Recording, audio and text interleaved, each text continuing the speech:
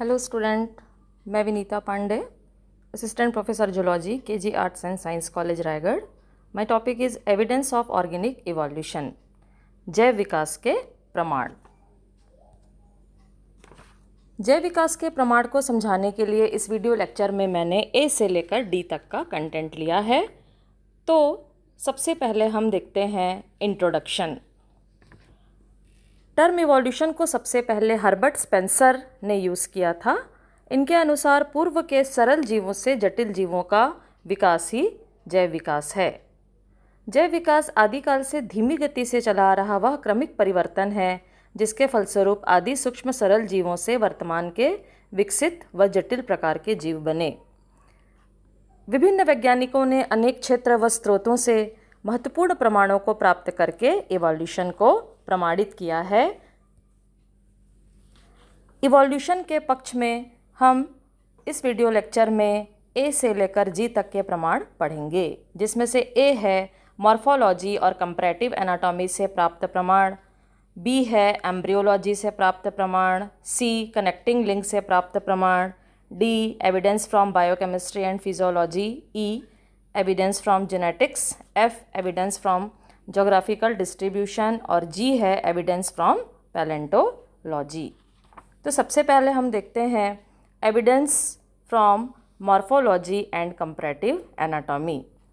यदि हम विभिन्न जातियों की मॉर्फोलॉजी एंड एनाटॉमी का तुलनात्मक अध्ययन करें तो हमें यह पता लगता है कि विकास सरलता से जटिलता की ओर हुआ है तथा इनकी सिमिलर एनाटॉमी भी यह प्रमाणित करती है कि जैव विकास सरलता से जटिलता की ओर हुआ है। तो हम सबसे पहले पढ़ते हैं होमोलोगस ऑर्गेन्स। होमोलोगस ऑर्गेन को समजात अंग कहा जाता है। ऐसे अंग जो विभिन्न कार्य करने के कारण असमान दिखाई देते हैं परंतु मूल रचना व भ्रूणी परिवर्धन में समान होते हैं, होमोलोगस ऑर्गेन कहलाते हैं। वर्टिब्रेट्स का फोर लिम्ब होमोलोगस ऑर्गेन्स का सबसे अच्छा उदाहरण है। हम इस चित्र में देखते हैं वर्टिब्रेट्स के फोर लिम्ब, जिसमें से है सील का फ्लिपर, बर्ड का विंग, बैट का पेटाजियम, हॉर्स का फोर लिम्ब और ह्यूमन आर्म। इन सभी का फंक्शन अलग अलग होने के कारण यह बाहरी रूप से अलग दिखते हैं, लेकिन इनकी एनाटॉमी समान है। ये सभी humerus, radius ulna, carpals, metacarpals and phalanges bone के बनते हैं। इनके डेवलपमेंट का पैटर्न भी एक जैसा होता है, जो इस बात को प्रमाणित करते हैं कि ये एक ही पूर्वज से विकसित हुए हैं। अलग अलग फंक्शन परफॉर्म करने के कारण ये बाहरी रूप से अलग अलग दिखाई पड़ते हैं। Homology in the structure of heart. अगर हम फिश, एम्फीबिया, रेप्टाइल, बर्ड और मैमल के हार्ट का तुलनात्मक अध्ययन करते हैं तो यह पता लगता है कि विकास सरलता से जटिलता की ओर हुआ है। वह फिश से मैमल तक हार्ट की कॉम्प्लेक्सिटी में ग्रेजुअल इंक्रीज होता है, जो यह इंडिकेट करता है कि कॉम्प्लेक्स ऑर्गेनिज्म सिंपल ऑर्गेनिज्म से विकसित हुए हैं। फिश का हार्ट दो चैम्बर का बना होता है, एक ऑरिकल एक वेंट्रिकल। एम्फीबियन हार्ट 3 चैम्बर्ड होता है, right auricle, left auricle and ventricle. Reptile का जो हार्ट होता है वह 3.5 चैम्बर्ड होता है, जबकि बर्ड एंड मैमल का चैम्बर्ड पूर्णतः 4 चैम्बर्ड होता है, जिसमें ऑक्सीजनेटेड एंड डीऑक्सीजनेटेड दोनों प्रकार के ब्लड अलग अलग होते हैं। अब हम देखते हैं एनालॉगस ऑर्गेन एंड एनालॉजी। जीवों के ऐसे अंग जो बाहरी रूप से तो समान दिखते हैं, समान कार्य करते हैं, लेकिन एनाटॉमिकली असमान होते हैं। Example insect, pterodactyl, bird and bat के पंख एनालॉगस ऑर्गेन्स होते हैं। इन सभी का कार्य उड़ना है। अगर हम इंसेक्ट विंग देखते हैं तो वह काइटिन के फ्लैप का बना होता है, जिसमें वेन की सीरीज होती है। टेरोडेक्टाइल का विंग स्किन की फोल्डिंग का बना होता है। बर्ड का विंग 4 लिम्ब के बोन्स पर फीदर के अटैचमेंट से बनता है। बैट का विंग स्किन के फोल्ड पेटाजियम का बनता है। ये सभी एनालॉगस ऑर्गेन हैं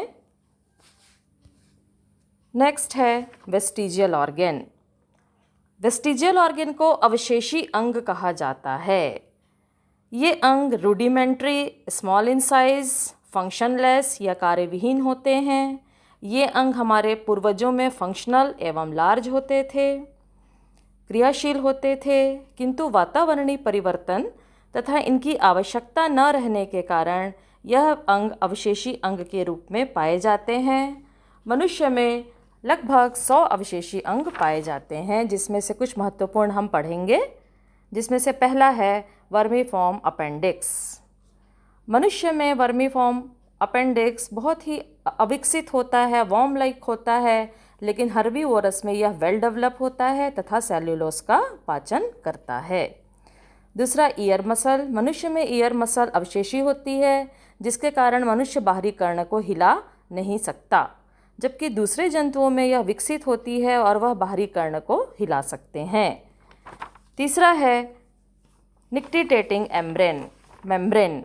मनुष्य के आई की कोने में एक लाल कलर की निक्टिटेटिंग झिल्ली के समान प्लिका सेमिल्यूनरिस पाई जाती है, जो कंप्लीटली अनस्ट्रेचेबल होती है। अगला है vestigial tail vertebrae. Early embryo of man possesses an external tail, but it is shed off much before the adulthood is attained. Rarely a child may be born with a short visible tail. In adult, the tail is represented by string of caudal vertebrae. मनुष्य में tell एक caudal vertebrae की string के द्वारा represent होती है, जिसे coccyx कहा जाता है। Mammary gland. मेल में मेमरी ग्लैंड रूडिमेंट्री होते हैं। Body hair. ह्यूमन में बॉडी हेयर भी वेस्टिजियल होते हैं। मनुष्य के अलावा दूसरे एनिमल में भी वेस्टिजियल ऑर्गन्स पाए जाते हैं। फर्स्ट है vestigial wings. Flightless bird kiwi में वेस्टिजियल विंग्स पाई जाती है, जो उड़ने में मदद नहीं करती। यहाँ कुछ वेस्टिजियल ऑर्गन दिए हुए हैं। External ear, caudal vertebrae, vermiform appendix, nictitating membrane. Adaptive radiation.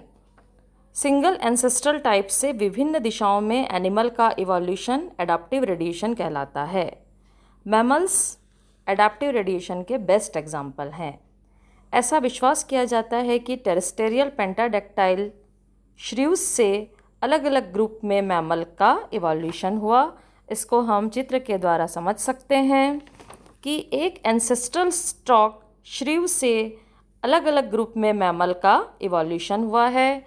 First group में एरियल मैमल का इवोल्यूशन हुआ, जिसका एग्जाम्पल बैट है। दूसरे ग्रुप में आर्बोरियल मैमल का एडाप्टेशन हुआ, जिसका एग्जाम्पल मंकी है। थर्ड ग्रुप में कर्सोरियल मैमल का एडाप्टेशन हुआ, जिसका एग्जाम्पल डियर है। फोर्थ में फोसोरियल मैमल का एडाप्टेशन हुआ, जो बिल में रहते हैं, बिलचारी होते हैं, इसका एग्जाम्पल मोल्स हैं।